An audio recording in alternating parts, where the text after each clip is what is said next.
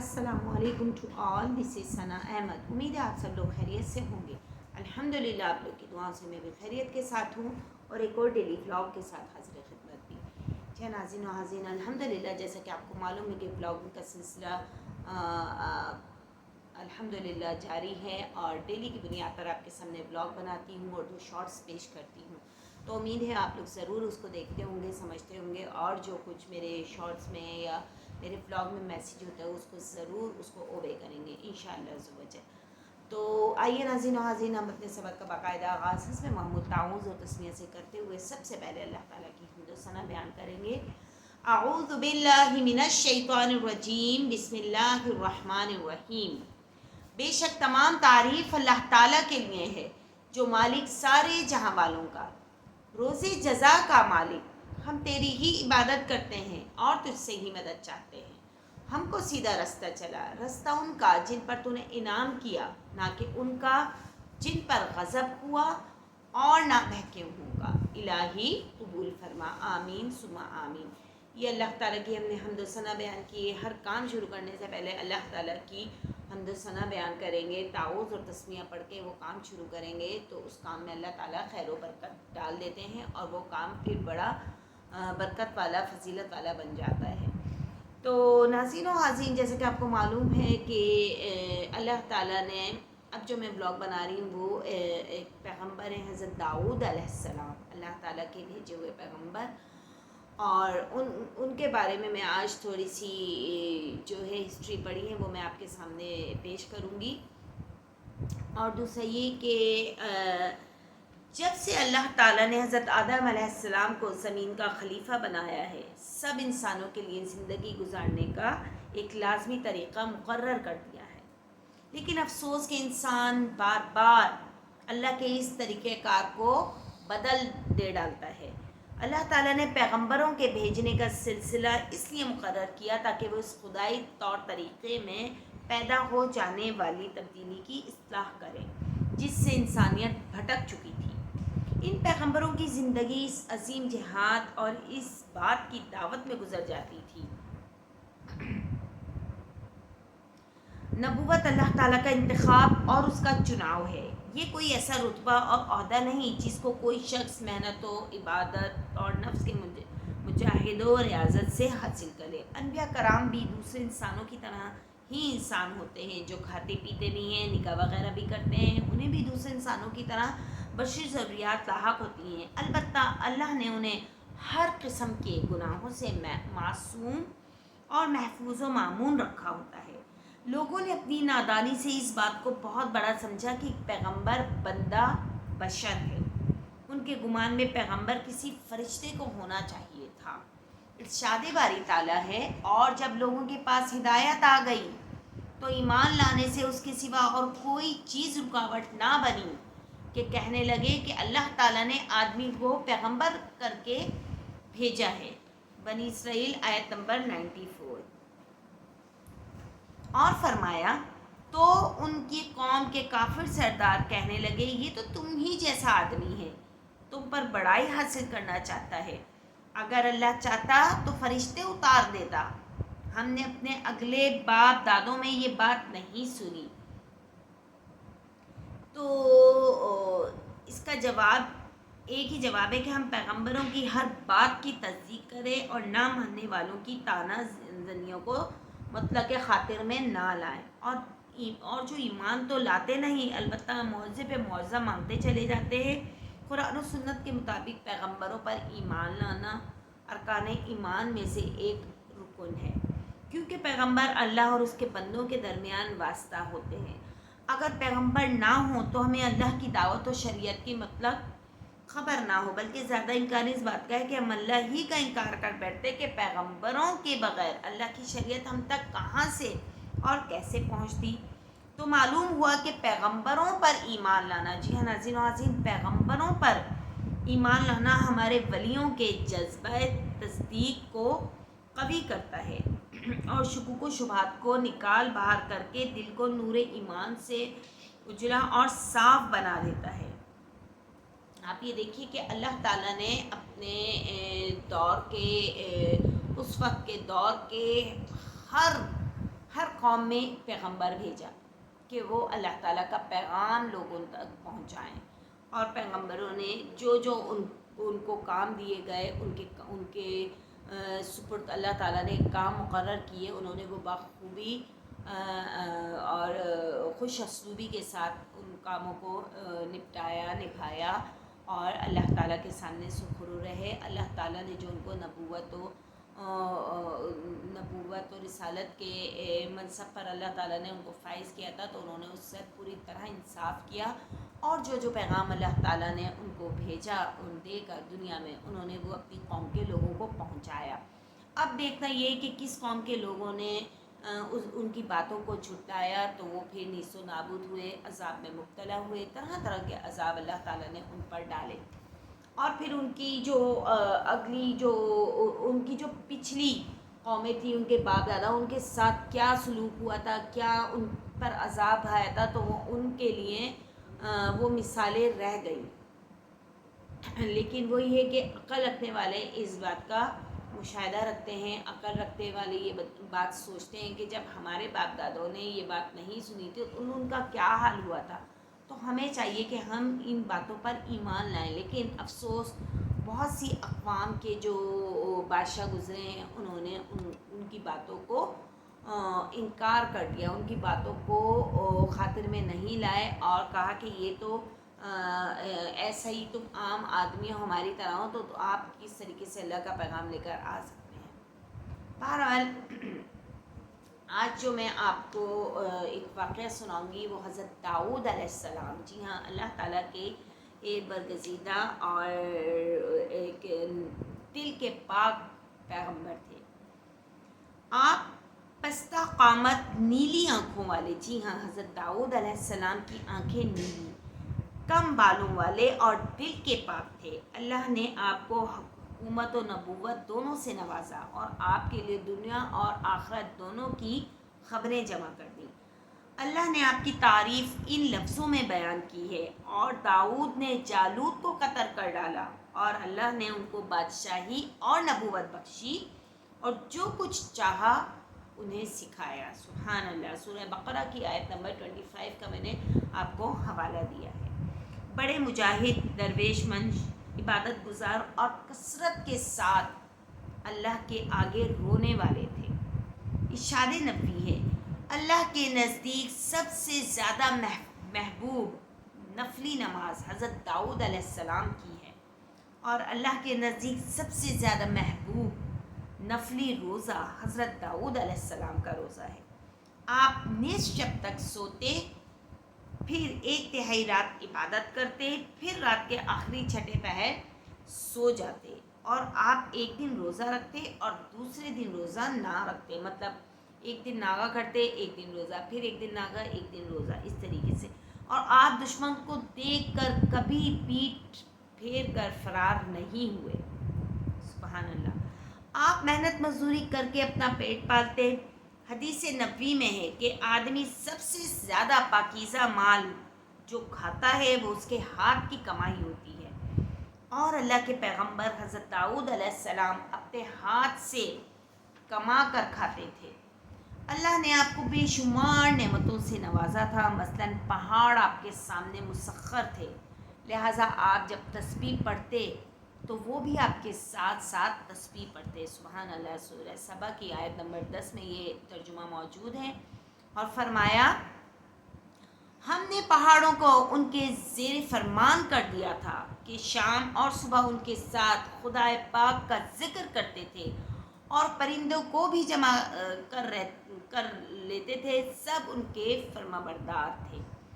اللہ نے لوہے کو آپ کے ہاتھ میں نرم کر دیا تھا، وہ آپ کے ہاتھ میں موم کی طرح بن جاتا، اور آپ جس طرح چاہتے اس میں تصرف کرتے، آپ اس سے زرہیں بناتے، یہ آپ کا معجزہ تھا۔ اور ہم نے ان کے لیے لوہے کو نرم کر دیا کہ کشادہ زریں بناؤ اور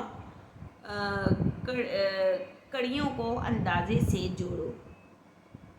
اللہ نے آپ کو کڑے جوڑنے سکھلائے جس سے آپ زرہ بناتے، آپ کی بنائی ہوئی زرہ دوسری زرہوں سے وزن میں ہلکی اور استعمال میں آسان ہوتی۔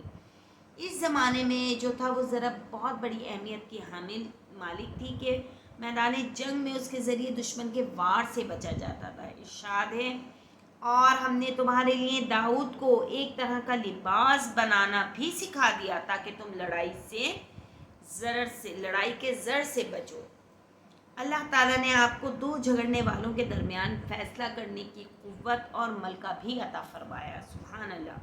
اللہ نے آپ کے دشمن مغلوب و منصور کیے اور عرصہ دراز تک آپ کی حدود مملکت میں کسی بغاوت نے کبھی سر نہ اٹھایا تھا۔ آپ اتنے خوش الحان تھے کہ اللہ نے کسی کو ایسا خوش الحان نہ بنایا تھا، حتیٰ کہ جب آپ زبور کی تلاوت کرتے یا ذکر کرتے تو پرندے اور جانور آپ کے ارد گرد منڈلا لگتے، اور جو آپ کی آواز آتی تھی یہ تلاوت کی تو وہ آواز سننے کے لیے وہ جانور جو تھے وہ مضطرب رہتے تھے، بے چین رہتے تھے، ادھر ادھر وہ منڈلاتے رہتے تھے اور وجد میں آ جاتے۔ آپ جیسی آواز کسی کے کانوں میں پڑی نہ تھی، جنات تک آپ کی آواز پر فدا تھے۔ سبحان اللہ۔ جی ہاں ناظرین و حاضرین، جنات ان تک کو آپ حضرت داؤد علیہ السلام کی آواز جو تھی وہ بہت زیادہ پسند تھی، وہ ان پر فدا تھے۔ ایک دفعہ نبی کریم نے ابو موسیٰ شعرا کو قرآن پڑھتے سنا تو فرمایا، ابو موسیٰ کو داؤد کی بنسریوں میں سے ایک بانسری دی گئی ہے۔ سبحان اللہ۔ اہل ایلا آپ کے دور حکومت میں ہی مسخ کر کے بندر بنا دیے گئے تھے۔ جی ہاں، حضرت داؤد علیہ السلام جو تھے وہ زبور کی تلاوت، زبور کے بارے میں بہت زیادہ آپ کو بیان تھا، پتہ تھا تو اور بہت زیادہ علم تھا۔ تو جب اس قوم کے لوگ آپ کی باتوں کو نہیں سنتے تھے، آپ جب اس کتابوں میں سے لوگوں کو پڑھ کے سناتے تھے، بتاتے تھے تو وہ آپ کی بات کو ریجیکٹ کر دیتے تھے، تو جس کے نتیجے میں اللہ تعالیٰ نے ان کے دور حکومت میں ہی ان کی قوم کے لوگوں کو ایک مسخ کر کے بندر بنا دیا۔ ان کا قصہ یہ ہے کہ انہیں ہفتے کے دن کا مچھلی کا شکار کرنا منع تھا۔ اللہ تعالیٰ نے ان کو ہفتے کے دن مچھلی کا شکار کرنے سے منع کیا تھا، باقی 6 دن کریں لیکن ہفتے والے دن ان کو منع تھا۔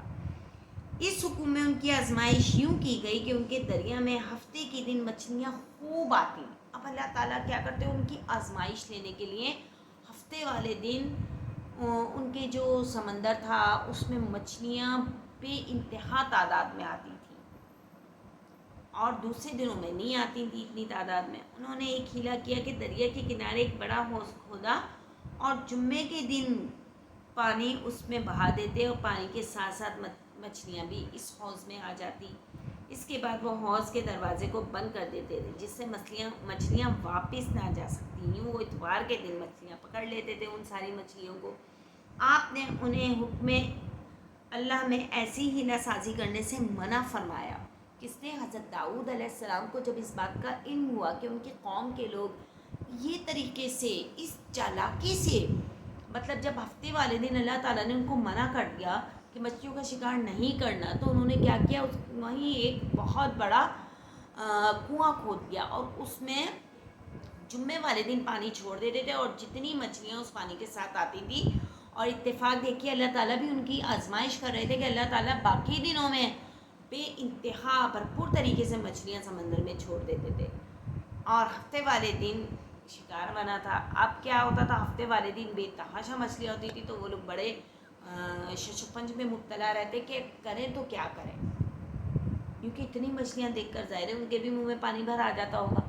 بہرحال انہوں نے کیا کیا، انہوں نے یہ ہیلا تلاش کیا کہ انہوں نے ایک کنواں کھود لیا اور اس میں جمعے والے دن پورا پانی بھرپور طریقے سے جمع کرا اور مچھلیاں بھی اس میں آ گئی اور پھر انہوں نے اس کو بند کر دیا اور پھر انہوں نے ہفتے کا گیپ کر کے پھر اتوار کو اس میں سے مچھلیاں لینے لگے ہوں گے۔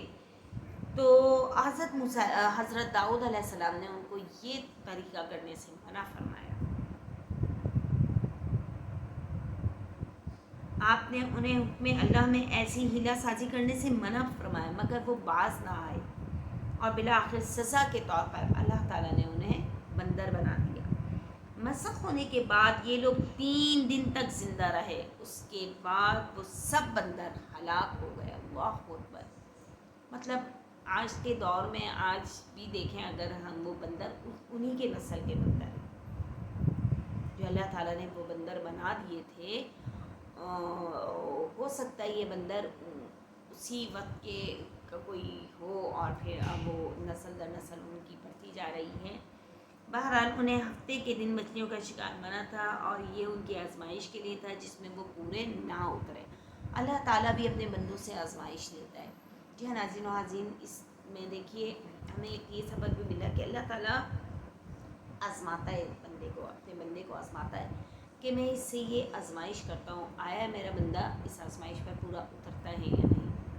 اگر وہ ان کو منع تھا ہفتے والے دن مچھلیوں کا شکار نہ کرے، لیکن وہ ہیلے بہانے سے کس طریقے سے انہوں نے شکار کو ارینج کر کے اس طریقے سے کیا تو انہوں نے اللہ کے کام میں مداخلت کی، اللہ کے حکم میں مداخلت کی، اور پھر اللہ پاک نے انہیں سزا کے طور پر بندر کی شکل بنا دی، اور پھر وہ بندر 3 دن تک زندہ رہے اور اس کے بعد وہ سب کے سب ہلاک ہو گئے.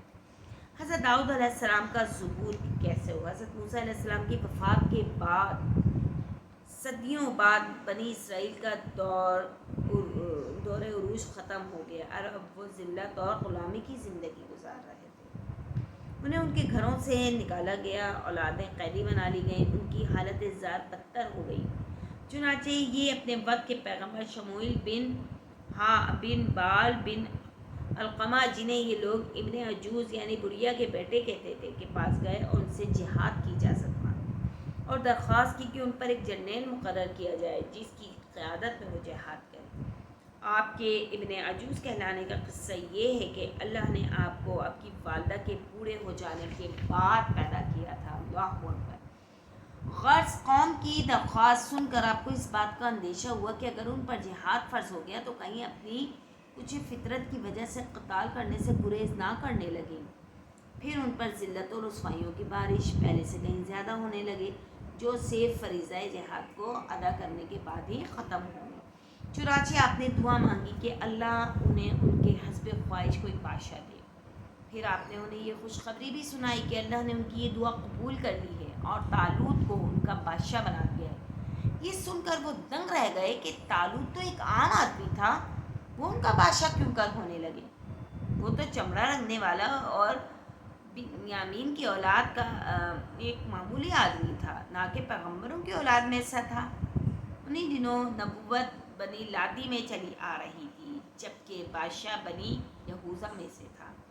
حضرت شموئیل علیہ السلام نے انہیں سمجھایا کہ طالوت اس بات کا اہل ہے کہ تخت اور میدان جنگ دونوں سنبھالے.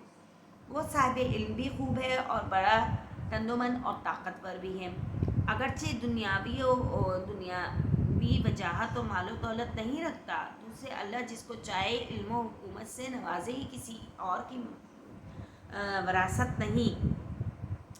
طالوت ان دنوں بنی اسرائیل کے سب سے زیادہ صاحب علم شخص تھے. حضرت شموئیل علیہ السلام نے طالوت کی حکومت کی نشانیاں بھی بتلائیں جنہیں بنی اسرائیل نے اپنی آنکھوں سے دیکھ بھی لیا.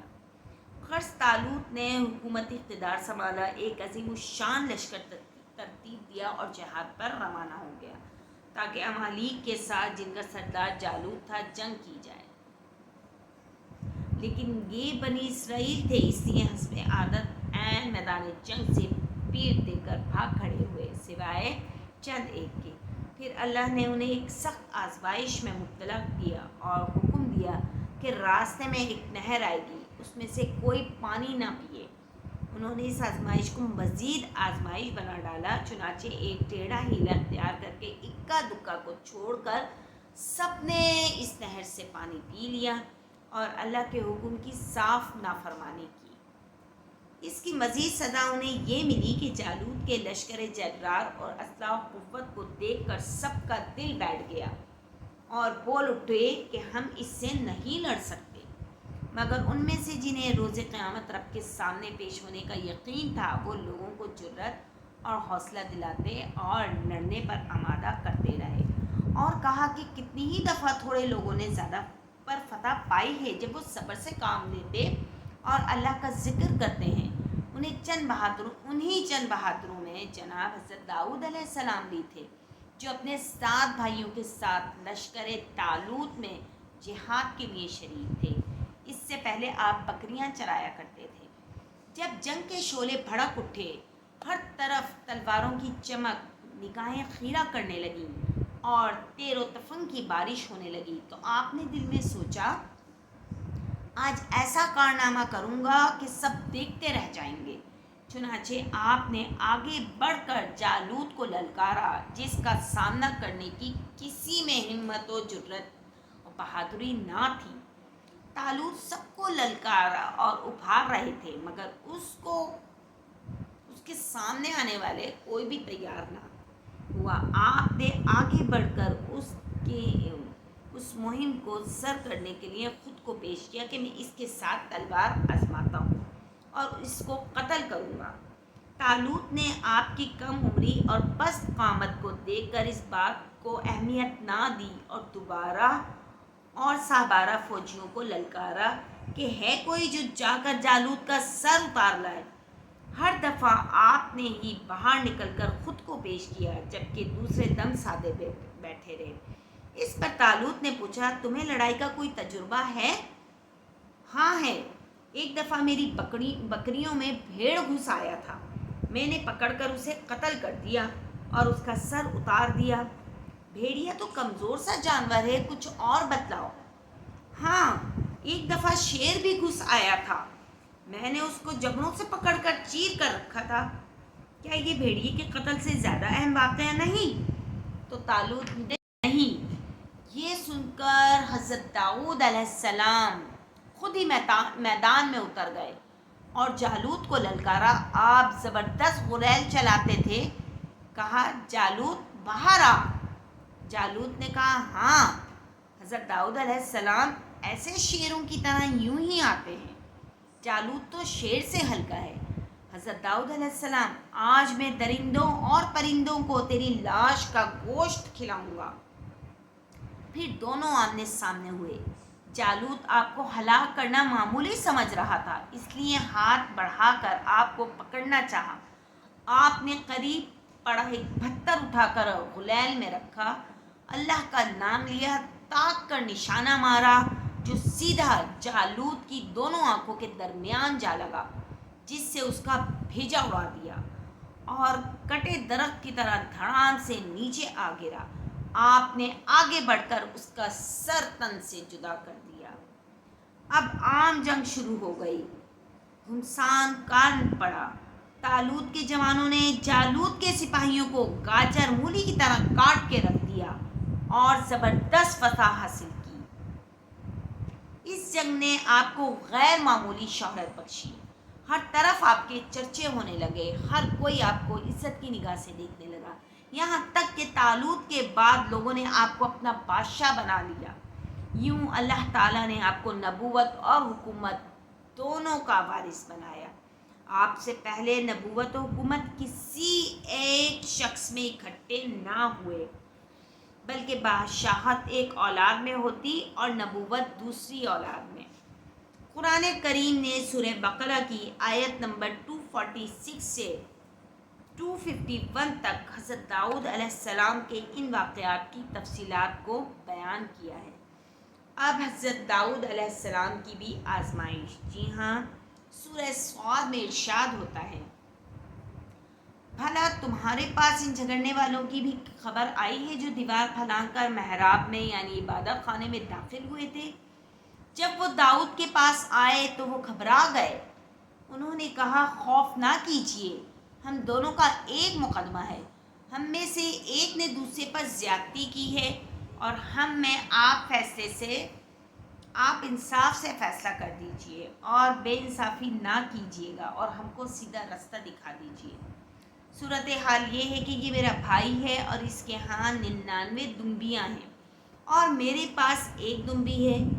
یہ کہتا ہے کہ یہ بھی میرے حوالے کر دو اور گفتگو میں مجھ پر زیادتی کرتا ہے۔ آپ نے کہا کہ یہ جو تم سے دمبی مانگتا ہے تاکہ اس کو اپنی دمبیوں میں ملا لے، بے شک تجھ پر ظلم کرتا ہے اور اکثر شریک ایک دوسرے پر زیادتی ہی کرتے ہیں۔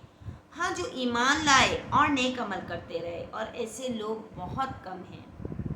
اور داؤد نے یہ خیال کیا کہ اس واقعے سے ہم نے ان کو آزمایا ہے تو انہوں نے پروردگار سے مغفرت مانگی اور جھک کر گر پڑے اور اللہ کی طرف رجوع کیا۔ یہ کیسی آزمائش تھی؟ اس قصے میں کس بات کی طرف اشارہ ہے؟ اس موقع پر غیر محتاط مفسرین نے اسرائیلی کتب پر اعتماد کر کے ایک نہایت نامعقول واقعے کا ذکر کیا ہے جو نہ ذکر کے لائق ہے اور نہ ہی اللہ کے پیغمبر کو یہ بات زیب دیتی ہے۔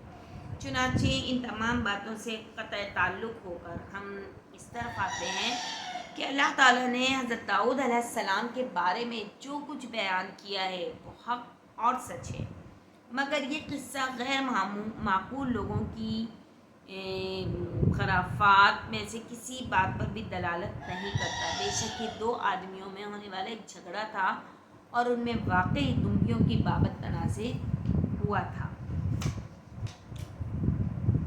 اب دیکھیے کہ حضرت داؤد علیہ السلام کی جو آزمائش ہوئی اس پر وہ پورے اترے اور اللہ تعالیٰ نے ان کو معاف کر دیا۔ اس کی حقیقت یہ ہے کہ آپ نے دوسرے کی بات سنے بغیر فیصلہ دے دیا تھا۔ جی ہاں، حضرت داؤد علیہ السلام سے بھی ایک کہنا چاہیے کہ ایک چھوٹی سی فیصلہ جو سنایا تھا انہوں نے وہ تھوڑا فیصلہ خلاف ہو گیا تھا، صحیح ہے۔ تو پھر اللہ تعالیٰ نے ان کو جب اس بات کا احساس ہوا تو انہوں نے اللہ تعالیٰ سے فی الفور معافی مانگی، جس پر اللہ پاک نے ان کو معاف فرما دیا۔ کہتے ہیں کہ ایک قصہ گو نے عمر بن عبدالعزیز کے سامنے حضرت داؤد علیہ السلام کی بابت ان بے سند باتوں کا ذکر کیا۔ وہاں ایک حق و صاحب علم بھی بیٹھا تھا۔ اس نے اس قصے گو کی تکذیب کی اور یہ نہایت پرمغز بات کہی، اگر یہ قصہ وہی ہے جو کتاب اللہ قرآن کریم میں لکھا ہے تو اس کے خلاف قول کرنا بہت بڑی بات ہے، اور اگر بات وہی ہے جو تم کہہ رہے ہو تو اللہ نے ان کا پردہ رکھا ہوا ہے، اس لیے تمہارے لیے ہرگز مناسب نہیں کہ اللہ کے ڈالے ہوئے پردے کو پھاڑتے پھرو۔ یہ سن کر عمر بن عبدالعزیز نے کہا، اللہ کی قسم مجھ سے بات سننا، یعنی اس آدمی کی بات سننا دنیا کی ہر اس چیز سے زیادہ محبوب ہے جس پر سورج طلوع ہوتا ہے۔ حقیقت یہ ہے یہ دونوں انسان تھے، ان میں واقعی جھگڑا ہوا تھا اور جھگڑا بھی دنبیوں کا تھا، اس بات میں کوئی وہ نہیں، لیکن اللہ تعالیٰ نے آنے والوں کے بارے میں فرمایا ہے کہ وہ دیوار پھلانگ کر آئے تھے۔ اگر وہ دونوں فرشتے ہوتے تو انہیں دیوار پھلانگنے کی ضرورت ہی کیوں ہوتی، اور دیوار پھلانگنا انسانی عادات میں سے ہے، جبکہ فرشتوں کی صفت نزول ہے، وہ اترتے ہیں نہ کہ دیواریں پھلانگتے ہیں۔ تو یہاں کچھ پوائنٹ ایسے ہیں جس سے ہم اس بات سے بخوبی آگاہی حاصل ہو جاتی ہے کہ حضرت داؤد علیہ السلام جو تھے وہ اللہ تعالیٰ کے برگزیدہ اور بہت زیادہ نرم دل جو پیغمبر تھے۔ حضرت داؤد علیہ السلام، اب کیا ہوتا ہے، حضرت داؤد علیہ السلام کی وفات کا وقت آتا ہے۔ ایک حدیث میں ہے کہ حضرت داؤد علیہ السلام بے حد غیرت والے تھے، اس لیے سے گھر سے نکلتے تو تالا مار کر نکلتے اور آپ کے واپس آنے تک کوئی گھر میں داخل نہ ہوتا۔ ایک دفعہ اسی طرح تالا لگا کر کسی کام کو نکلے کہ آپ کی اہلیہ نے صحن میں ایک آدمی کو کھڑے دیکھا تو بولی، یہ کون ہے، کدھر سے گھر میں داخل ہوا کہ گھر کو تو تالا لگا ہے؟ اللہ کی قسم داؤد تو رسوا ہو جائیں گے۔ اتنے میں خود حضرت داؤد علیہ السلام بھی آ گئے اور وہ صاحب ابھی تک صحن میں کھڑے تھے۔ پوچھا، کون ہو تم؟ اس نے کہا، میں وہ ہوں جو نہ بادشاہوں سے ڈرتا ہوں اور نہ پہرے داروں سے رکتا ہوں۔ حضرت داؤد علیہ السلام نے کہا، اللہ کی قسم پھر تو تم ملک الموت ہو، خوش آمدید اللہ کے حکم کو۔ پھر ملک الموت نے آپ کی روح قبض کی اور غسل دیا اور کفن پہنایا۔ آپ نے تقریباً 100 سال کی عمر پائی۔ سبحان اللہ، مطلب آپ کو کفن پہنانے والا اور آپ کو غسل دینے والا بھی ملک الموت ہی تھے، حضرت اسرائیل علیہ السلام ہیں جو انسانوں کی روح نکالتے ہیں، جان نکالتے ہیں، روحی جان نکالتے ہیں. تو انہوں نے آپ کو غسل بھی دیا اور آپ کو کفن بھی پہنایا. سبحان اللہ. آپ واحد پیغمبر ہیں جن کو یہ فضیلت حاصل ہوئی، یہ رتبہ ملا، یہ درجہ عطا کیا اللہ پاک کی طرف سے. ظاہر ہے ملک الموت کو بھی اللہ تعالیٰ نے حکم دیا ہوگا کہ جاؤ ان کی روح قبض کرو اور ان کو غسل دو، ان کی میت کو تیار کرو اور ان کو پھر دفناؤ. تو سبحان اللہ سبحان اللہ. یہ تھے حضرت داؤد علیہ السلام، اللہ تعالیٰ کے نیک اور برگزیدہ بندے. جو لوگ یہ کہتے ہیں کہ پیغمبر بھی ایک ہماری طرح کے عام انسان تھے، تو جی نہیں. بے شک وہ آنکھ ناک کان جسامت ہماری طرح، لیکن اللہ تعالیٰ نے ان کو جو رتبہ، جو منصب پر فائز کیا اور جو عزت، جو وقار، جو بلندی ان کو عطا کی، وہ ہم عام مسلمانوں میں، عام بندے میں نہیں ہے. ٹھیک ہے. تو یہاں ہمیں یہ بات کا بھی علم ہو جاتا ہے کہ بے شک پیغمبر ہوتے ہیں اللہ کا پیغام لانے والے، اور اللہ تعالیٰ نے پیغمبروں کو ہر دور میں پیغمبر کو بھیجا ہے تاکہ میرا بندہ مجھ سے یوم آخرت یہ نہ کہے کہ ہمیں کو تو سدھارنے والا کوئی آیا ہی نہیں. یہ اللہ پاک نے قرآن پاک میں جا بجا بہت جگہوں پر یہ ارشاد فرمایا ہے کہ اے پیغمبر جاؤ اس قوم میں اور اس قوم کو سیدھا رستہ بتاؤ، ہدایت دو، میرا یہ حکم سناؤ کہ کل کو وہ قوم والے مجھ کو نہ الزام دیں کہ میں نے ان کے درمیان کوئی پیغمبر نہیں چھوڑا. ہر دور میں ہر قوم کو اللہ تعالیٰ نے پیغمبر بھیجا اور پیغمبر نے اپنا کام بخوبی سر انجام دیا، اللہ پاک کا پیغام اپنی قوم تک پہنچایا. اب وہ قوم، وہ اقوام جنہوں نے آپ کا پیغام نہیں سنا، ان کو پھر اللہ پاک کی طرف سے عذاب بھی دیا گیا، مبتلا ہوئے عذاب میں، نیست و نابود ہوئے اور ان کا نام صفحہ ہستی سے مٹ گیا. اللہ اکبر. اللہ تعالیٰ کے برگزیدہ پیغمبر حضرت داؤد علیہ السلام کی ایک چھوٹی سی تاریخ میں نے آپ کے سامنے بیان کی ہے کہ وہ کس طریقے سے اللہ تعالیٰ کا پیغام لوگوں تک پہنچایا، اور اللہ تعالیٰ نے ان کو کیا معجزہ عطا کیا تھا کہ وہ جب پہاڑ بھی ان کے ساتھ اللہ پاک کی تسبیح بیان کرتے، اور دوسرا جب وہ قرآن پاک کی تلاوت کرتے تو جانور اور پرندے وہ آپ کے ارد گرد منڈلاتے تھے اور آپ کی آواز کو سنتے تھے، اور آپ اتنے خوش الحان تھے کہ جو جنات ہیں وہ بھی آپ کی آواز پر فدا تھے. سبحان اللہ سبحان اللہ. تو ناظرین و حاضرین، یہاں میں اپنے بلاگ کا اختتام کروں گی. انشاءاللہ تعالیٰ کل ایک اور نئے بلاگ کے ساتھ، کوئی ایک اور نئے تاریخی واقعے کے ساتھ آپ کے سامنے حاضر خدمت ہوں گی. ٹل دین اللہ حافظ اور السلام علیکم ورحمۃ اللہ وبرکاتہ.